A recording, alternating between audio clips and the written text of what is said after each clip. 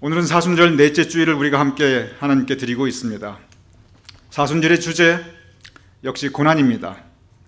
그리고 바로 그 고난, 십자가를 통해서 우리는 그 고난을 함께 묵상할 수 있습니다.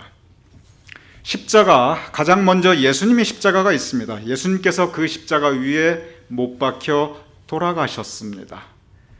우리가 함께 바라보고 있고 기념하는 십자가, 바로 예수님의 십자가입니다. 그런데 성서를 보면 골고다 언덕길에서 정작 그 예수님의 십자가를 직접 지고 갔던 사람은 사실은 예수님이 아니고 구레네 시몬이었습니다.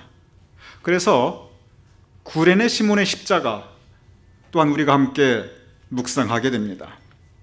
오늘의 본문은 예수님의 십자가도 아니고 구레네 시몬의 십자가도 아니고 또 다른 십자가에 대해서 성서가 우리에게 전해주고 있습니다. 오늘 본문 누가복음 23장 32절 이렇게 기록되어 있습니다. 또 다른 두 행악자들도 사형을 받게 되어 예수와 함께 끌려가니라. 예수와 함께 끌려가니라. 어디를 끌려가고 있습니까? 골고다 언덕을 향하여 가고 있습니다.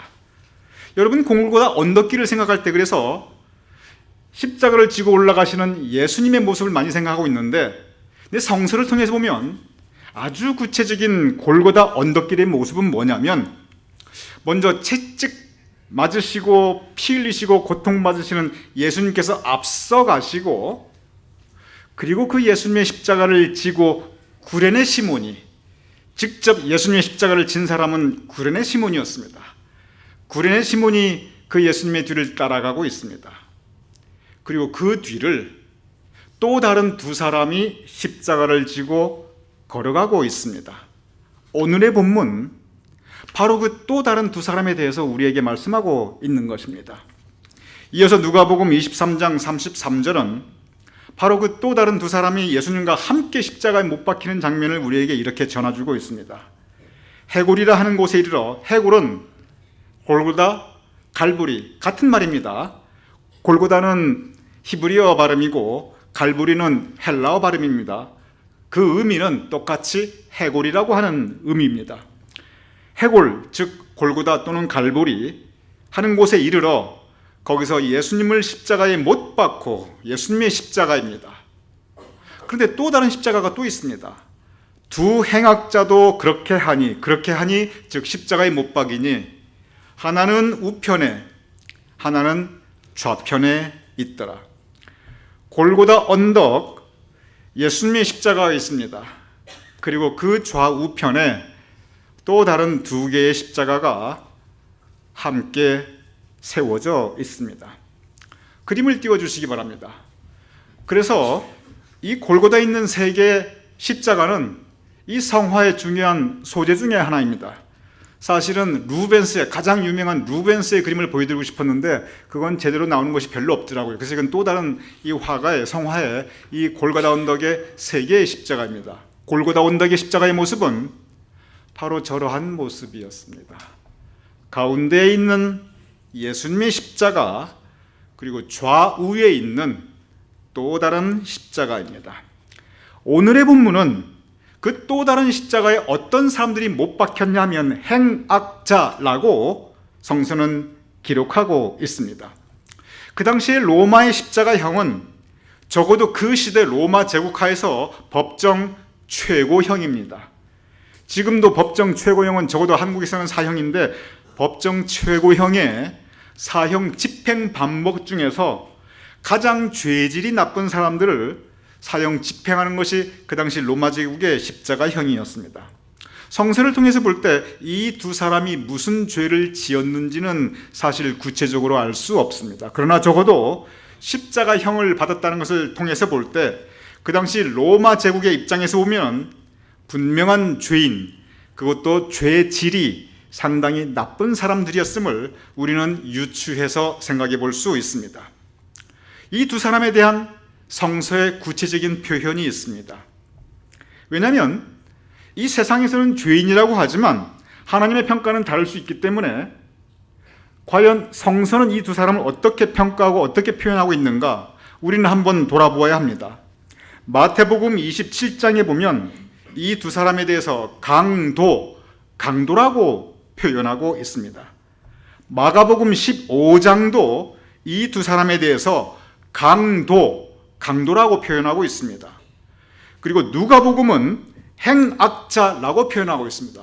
영어를 보면 criminals라고 딱 되어 있습니다. 즉 범죄자라고 기록되어 있는 것입니다. 구체적으로 이 사람들이 무슨 죄, 그것은 우리 아직 모릅니다. 그러나 적어도 성경의 기준으로 보아서 성서가 이 두 사람을 강도 또는 행악자, 범죄자 이렇게 표현하고 있다는 것은, 그것은 이 사람들이 세상적으로 보아도, 영적으로 보아도, 성서적으로 보아도, 법적 도덕적으로 보아도, 어느 면으로 보아도 분명 지은 죄가 큰 사람들이었다는 것을 우리는 분명히 알 수 있습니다. 오늘 이 두 본문을 통해서 우리는 세 가지 십자가를 볼 수 있습니다. 예수님의 십자가입니다. 구레네 시몬의 십자가입니다. 그리고 두 죄인의 십자가입니다. 각기 다른 십자가입니다. 각기 다른 의미가 있고 각기 다른 이유에서 십자가를 지고 있습니다. 그런데 한 가지 동일한 것이 있습니다. 한 가지 분명히 공통적인 것이 있습니다. 그것은 그들이 짐져야 했던 십자가가 고난과 고통, 그리고 아픔과 상처의 십자가였다는 것입니다. 이유와 의미와 목적은 각각 다르지만 한 가지 공통점, 분명히 거부할 수 없고 부인할 수 없는 그 사실은 뭐냐면 바로 그 십자가는 고난의 현장, 아픔과 상처의 자리였다는 것입니다. 여러분과 저 우리의 삶 가운데서도 이런 고난과 고통, 아픔과 상처의 자리가 있습니다. 십자가라고 표현할 수 있는, 십자가라고 표현될 수 있는 그러한 상황, 현실들이 우리에게 다가올 수 있습니다. 이유는 각기 다양합니다. 구레네 시몬의 십자가를 우리가 질 수도 있습니다. 무겁습니다. 힘듭니다. 벗어버리고 싶습니다. 왜 이 십자가가 내 어깨에 있는지 이유조차 모릅니다. 그냥 의미도 모르고 이유도 모르고 목적도 모르는데, 그런데 이 십자가를 벗어버릴 방법이 없습니다. 왜 그런지도 모르고 그냥 그 아픔과 고통을 고스란히 당하고, 그리고 그 상처를 짊어지고 부여안고 살아가야 되는 그러한 모습에 우리가 빠질 때가 있습니다. 예수님의 십자가가 있습니다. 분명한 이유가 있습니다.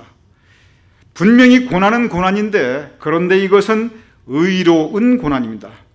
마태복음 5장 10절은 이렇게 기록되어 있습니다. 의를 위하여 박해를 받는 자는 복이 있나니 천국이 그들의 것임이라. 옳은 일을 위하여, 의를 위하여 박해를 받을 때가 있습니다. 예수님께서는 바로 이 의로운 십자가에 못 박히셨습니다.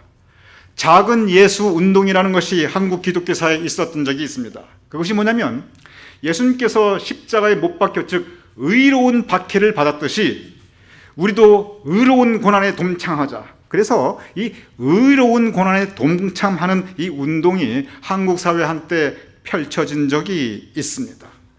오늘 예수님의 십자가, 그것은 의를 위하여 박해를 받는 의로운 십자가였습니다.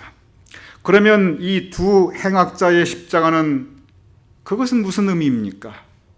이 두 죄수의 십자가는 무슨 이유로 그들은 이 고난의 십자가를 쥐고 있습니까? 이 두 죄수의 십자가는, 그것은 자신들의 죄로 인한 고난이었습니다. 자신들이 지은 그 죄에 대한 분명한 심판이었습니다. 그들의 죄에 대한 하나님의 진노였고, 그들의 죄에 대해서 세상법이 심판하고 있습니다. 그래서 성서는 그들을 강도 또는 행악자라고 우리에게 전하고 있습니다. 우리의 삶에서도 이러한 때가 있을 수가 있습니다.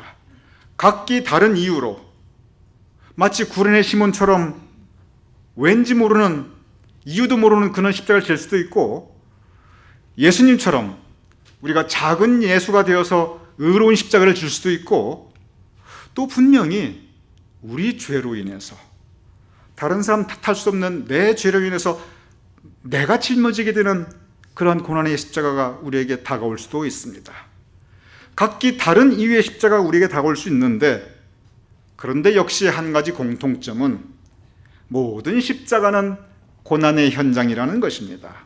그것은 아픔과 상처의 자리라고 하는 것입니다.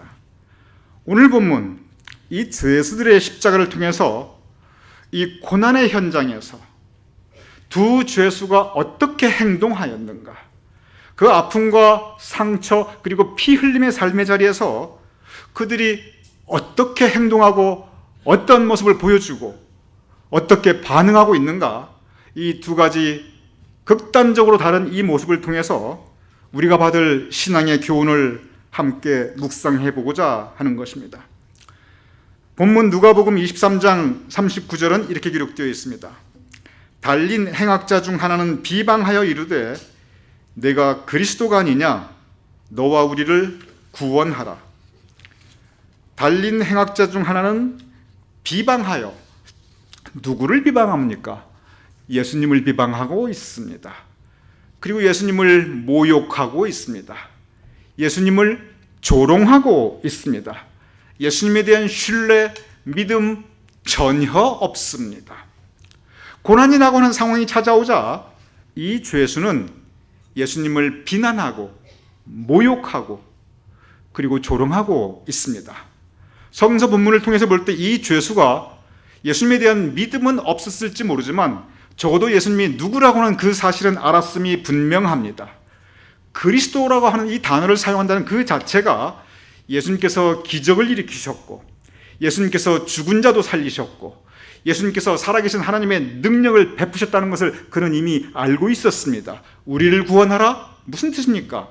이 고난 가운데서 나를 좀 벗어나게 하라. 그러면 내가 믿겠다. 바로 그 의미입니다.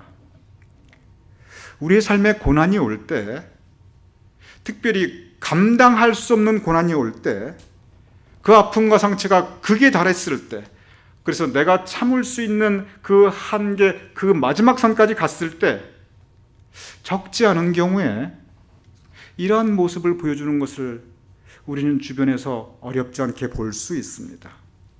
당신이 하나님이 아닌가? 내가 지금까지 당신 믿고 살았는데, 당신에게 기도했는데, 내가 지금 이렇게 이 십자가에 못 박혀 있는데, 내가 지금 피 흘리고 있는데 나를 구원하라. 그리하면 내가 믿겠다.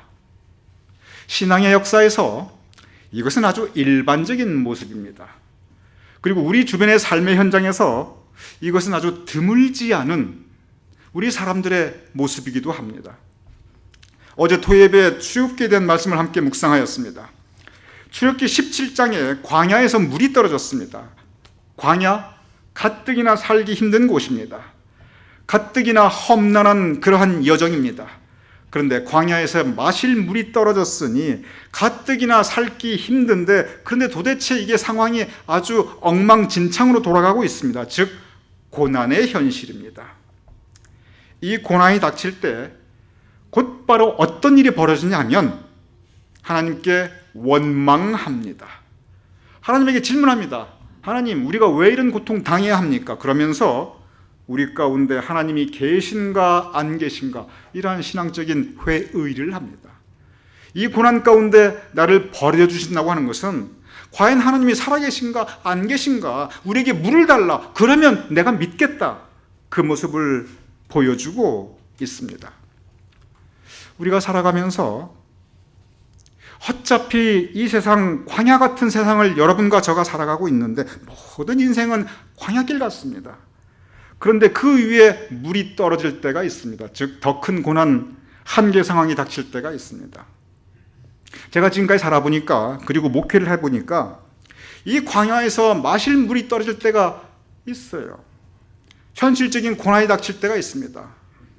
가장 큰 현실적인 고난은 제가 보니까 사람으로 하여금 가장 약해지게 하는 고난은 제가 보니까 그것은 건강의 고난이에요. 질병의 고난입니다. 본인 자신이나 가족에게 이 질병이 닥칠 때, 그것도 중병이 닥칠 때, 그것은 감당하기 힘든 고난의 자리입니다. 광야에서 물이 떨어진 겁니다. 건강 다음으로 또 견디기 힘든 고난이, 제가 보니까 그것은 물질의 고난이에요. 너무 물질적으로 궁핍해지면은 마음이 강팍해집니다. 자존심이 없어지게 돼요. 자존심을 세운다면서 열등의식이 표출이 됩니다. 분노가 표출이 됩니다. 본인은 자존심을 세운다고 생각하는데 그게 자존심이 아니에요. 분노의 표현입니다. 그러면서 거기서 더 힘든 물질의 어려움을 겪게 되면 품위를 잃어버리게 돼요. 물질적인 궁핍함 가운데 인간의 존엄성과 품위를 지킨다는 거 거의 불가능합니다. 왜냐? 살아야 되니까.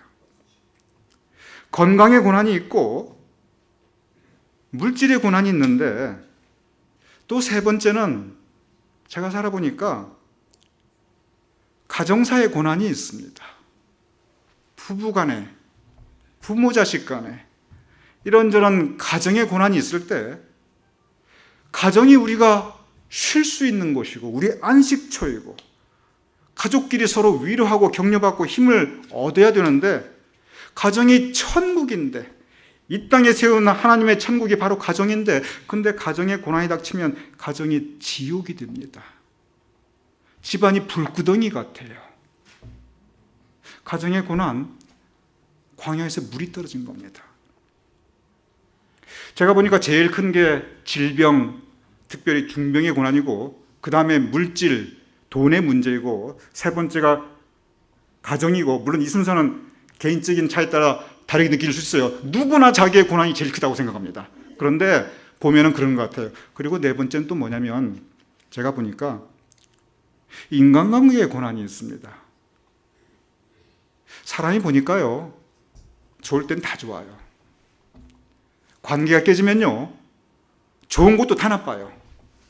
이게 보니까 좋은 게 따로 있고 나쁜 게 따로 있는 게 아니에요. 내 마음이 그렇게 좋은 것도 나쁘게 되고 나쁜 것도 좋은 게 되고, 그런데 인간관계가 깨져버리면 이건 친구가 원수가 됩니다. 그 안에서 말할 수 없는 고통을 겪습니다. 마음속에는 분과 복수심과 증오심만이 가능해요. 분과 복수심과 증오심이 있는 곳에 무슨 기쁨이 있습니까? 무슨 평화가 있습니까? 그곳에 무슨 하나님의 성령이 역사할 수가 있습니까? 이런저런 현실적인 고난들, 이렇게 광야에서, 어차피 우리가 사는 이 땅이 광야인데, 우리 인생이 광야인데, 광야에서 물이 떨어질 때가 있어요. 이런저런 이유로. 물론 이 네 가지 말고도 많이 있습니다. 그런데 가장 대표적인 것을 제가 보니까 이 네 가지예요. 그런데 광야에서 물이 떨어지니까 곧바로 하나님을 원망합니다. 하나님이 계신가 안 계신가? 오늘 이 첫 번째 죄수, 바로 그 모습을 우리에게 보여주고 있습니다. 너가 그리스도냐? 그러면 나 좀 구원시켜봐라. 나 지금 십자가 지고 있다. 나 지금 피 흘리고 있다. 죽겠다. 나 좀 살려봐라. 그러면 내가 믿겠다. 광야에서 물이 떨어졌는데, 그래서 하나님께 원망하고 하나님이 계셔 안 계셔 그러는데, 거기서 끝난 게 아니에요.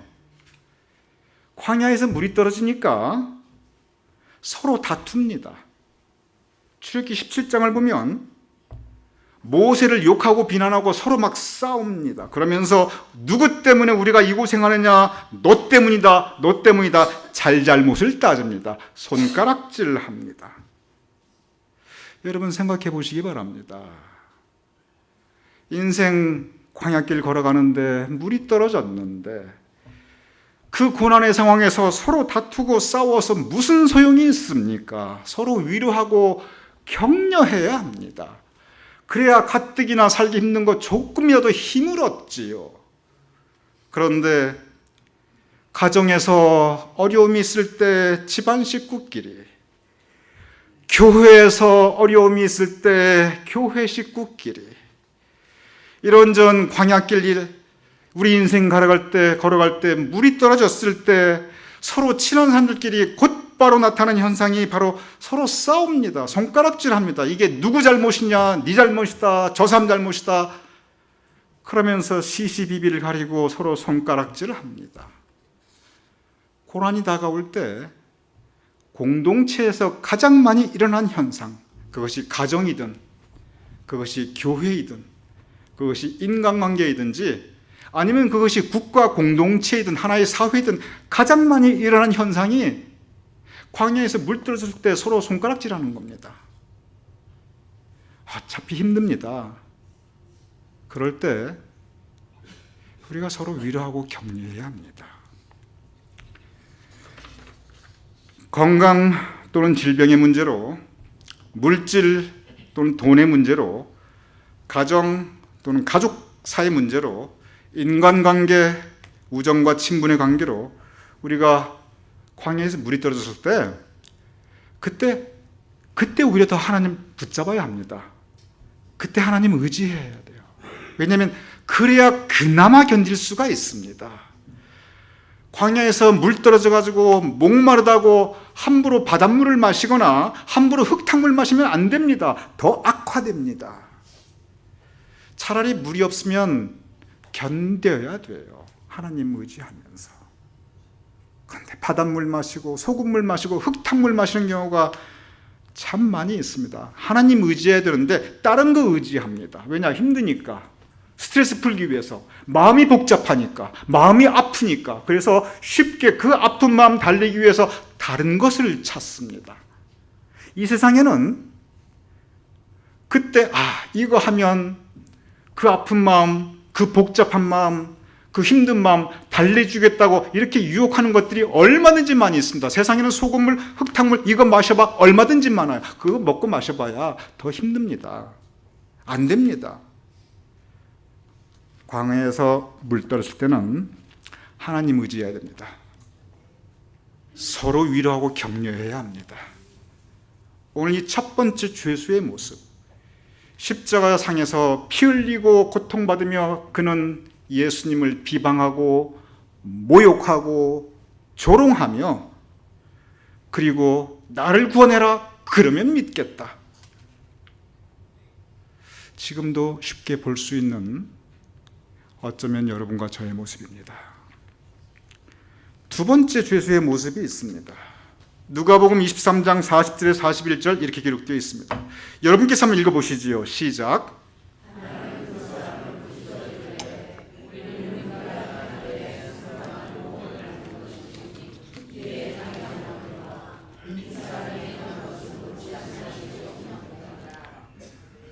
우리는 우리가 행한 일에 상당한 보응을 받는 것이니 인정하고 있습니다. 나의 잘못했음, 나의 죄됨, 나의 부족함을 고백하고 있습니다. 우리 신앙에서 우리의 부족함, 우리의 죄됨, 우리 잘못을 인정하고 고백하는 것, 이것이 구원으로 이르는 첫 길입니다. 우리가 성찬식을 할 때 공동의 참회 기도를 합니다. 우리가 성찬식 할 때 공동의 참회 기도가 뭐냐면 띄워주세요. 이 시간 우리의 마음으로 말로 행실로 하나님과 이웃에게 지은 죄를 고백하오니, 이 기도문 여러분께서 항상 하셨어요. 다음 주일 우리 성찬식 합니다. 다음 주일 이거 여러분 또 하실 거예요. 왜냐하면 성찬식에 이게 안 빠집니다.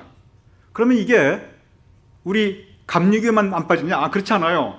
모든 개신교도 다 똑같아요. 그럼 개신교만 그러냐? 안 그래요. 캐톨릭도 똑같습니다. 저 고백의 기도는 캐톨릭이나 개신교나 똑같아요. 근데 캐톨릭에서는 우리 개신교에 없는 게 한 가지가 있습니다. 제가 캐톨릭에서 이 부분의 그 고백의 기도를 제가 그대로 읽어보겠습니다. 이건 캐톨릭입니다. 우리 이제 그 감리교, 죄송합니다. 개신교는 그 앞에 자비로우신 하나님이 있는데 이 캐톨릭은 이렇게 나갑니다. 제가 읽어볼게요. 전능하신 하느님, 캐톨릭에서는 하느님이라고 그래요. 전능하신 하느님과 형제들에게 고백하오니. 그 다음에 무슨 말이냐면, 자, 지금도 제가 들려드릴 테니까 저거와 한번 비교해 보세요. 생각과 말과 행위로 죄를 많이 지었으며 자주 의무를 소홀히 하였나이다. 제가 다시 읽어보겠습니다. 캐톨릭입니다. 생각과 말과 행위로 죄를 많이 지었으며 자주 의무를 소홀히 하였나이다. 엄청나게 다릅니까? 비슷합니까? 비슷하지요. 근데 한 가지 굉장히 다른 게 하나 있습니다. 그게 뭐냐면 캐톨릭에서는 조대목에서 뭐가 더 들어가냐면 생각과 말과 행위로 생각과 말과 행위로 죄를 많이 지었으며 자주 의무를 소홀히 하였나이다. 여기에서 잠깐 끊고 그다음에 뭐가 있냐면 실제로 제 탓이요 저의 큰 탓이로소이다. 가슴을 3번 치면서 한 번 칠 때마다 제 탓이요 저의 큰 탓이로소이다. 이것을 예배 가운데 고백 기도에서 합니다. 여러분이 한국에 내 탓이요 내 큰 탓이로다. 여러분 귀에 익숙할 것입니다. 근데 이것이 한국에 있는 게 아니라 캐톨릭 역사의 고백 기도의 전통이에요. 이거 어느 나라 가나 다 마찬가지예요. 캐톨릭에서는 이거 기도문의 전통입니다.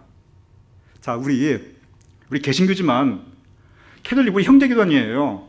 좋은 건 배워야죠. 자, 이렇게 해보세요. 주먹으로 손 들어보세요. 자, 제가 우리 개신교니까 저거 그대로 읽어볼게요. 이 시간 우리의 마음으로 말과 행실로 하나님과 이웃에게 지은 죄를 고백하오니 하고 여러분 같이 읽어보시고 그 다음에 다 똑같이 제 탓이요 제 큰 탓이 하는 거예요. 자, 같이 해봅니다. 시작. 이 시간 우리의 마음으로 말로 행실로 하나님과 이웃에게 지은 죄를 고백하오니 제 탓이요 제 큰 탓이로이다. 여러분 이거 재밌죠? 재밌어 할 일이 아니에요. 이거 심각한 일입니다. 이것을 김수환 추기경께서 1990년에 이걸 교단적인 차원에서 한국 사회의 회개운동으로 아주 전환을 시켰습니다. 한국 사회에 자꾸 불신풍조가 일어나고 특별히 남 탓하는 풍조, 쟤 때문이야, 얘 때문이야, 요것 때문이야. 요 문제는 저 인간만 없으면, 요 문제는 어쩌면 쟤는 맨날 저렇게, 이렇게 손가락질을 하는 풍조가 자꾸 사회에 번져나가니까 욕하면서 배운다고 그렇게 남을 탓을 자꾸 하는데 이게 사회가 좋아지는 게 아니라 사회가 더 어떻게 될까요? 더 악화되는 거예요. 이게 자꾸 지적질을 하면은 고쳐지는 게 아니라 악화가 양화를 구축된다고 그 분위기가 점점 젖어들어요. 그래서 김수환 수경이 뭘 했냐면 1990년에 본인의 차의 뒤에다가 내 탓이요 크다랗게 써가지고 그 차 뒤에 붙이고 다녔어요. 그래서 가는 곳마다 지금 한국 사회에서 필요한 것은 내 탓이요 내 큰 탓이로다. 바로 이 회개운동이다, 고백운동이다. 이걸 시작했어요. 그러면서 무슨 말씀하시냐면 이 말씀을 주셨어요. 너는 형제의 눈 속에 있는 티는 바라보면서 어찌하여 제 속에 있는 들보는 깨닫지 못하느냐. 이 마태복음 7장 3절의 모습을 이 김수환 추기경이 가는 곳곳마다 설교하고 다녔으면서 그러면서 바로 이 내 탓이요 운동을 김수환 수경이 강하게 추진하였고 그것을 캐톨릭 신도들이 뒤를 따라 아주 전체적으로 같이 동참하였습니다.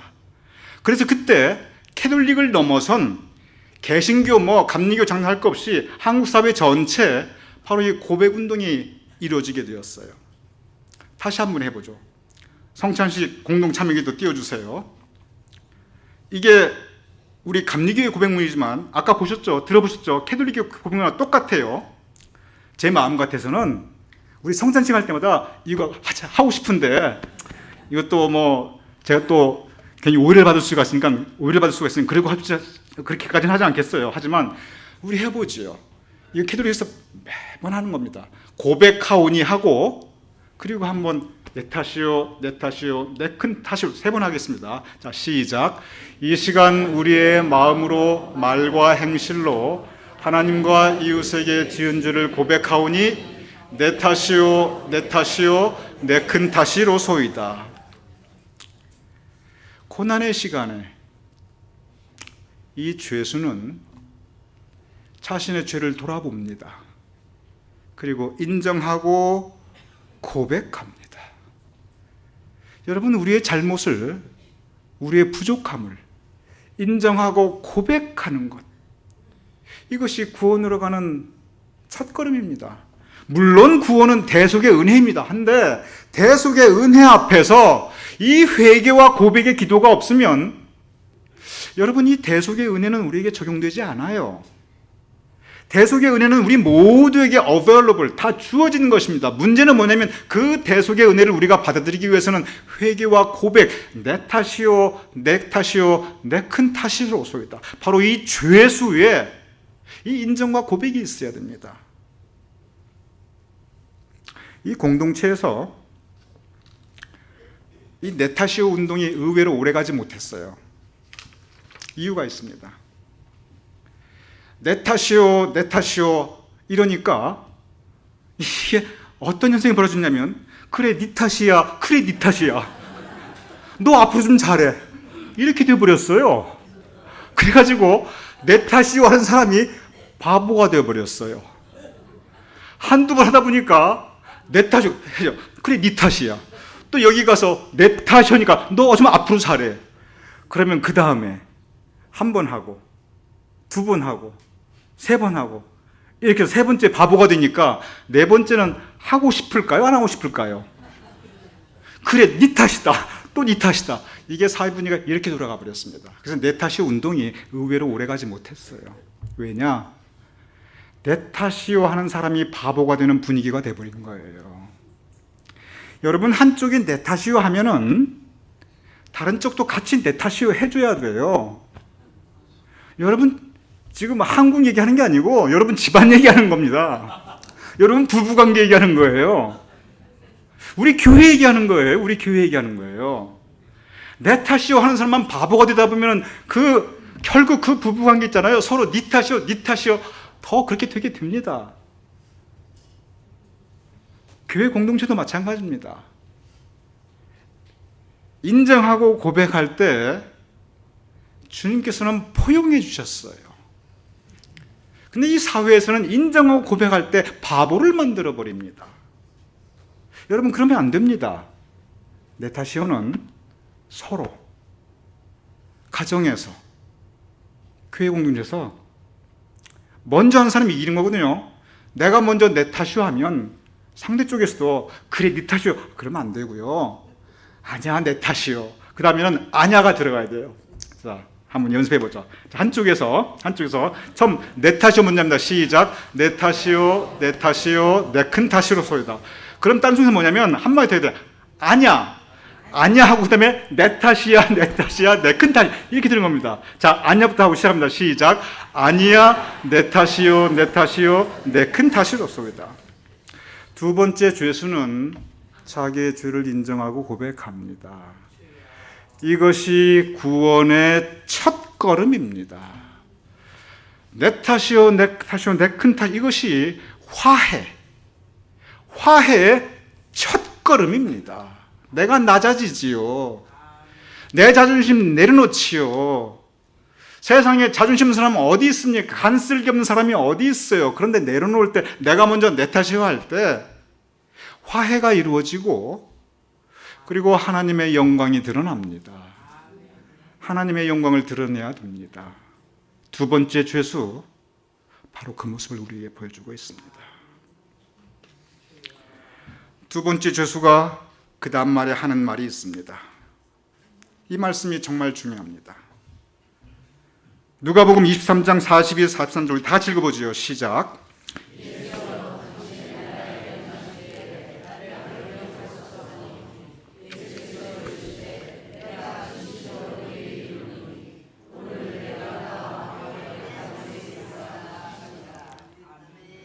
나를 기억하소서. 무슨 뜻입니까?